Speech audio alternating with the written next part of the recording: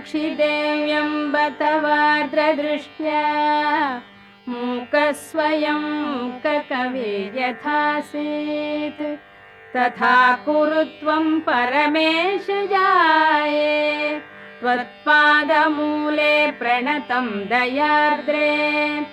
उत्तिष्ठोत्तिष्ठ वरदे उत्तिष्ठ जगदीश्वरे उत्तिष्ठ जगदाधारे त्रैलोक्यं मङ्गलं कुरु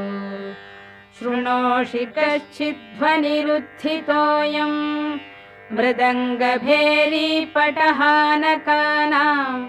वेदध्वनिं शिक्षितभूसुराणां शृणोषि भद्रे कुरु सुप्रभातम्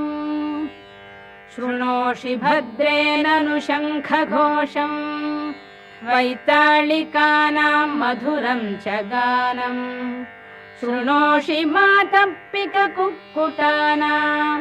ध्वनिं प्रभाते कुरु सुप्रभातम् मातर्निरीक्ष्य वदनं भगवान् शशाङ्को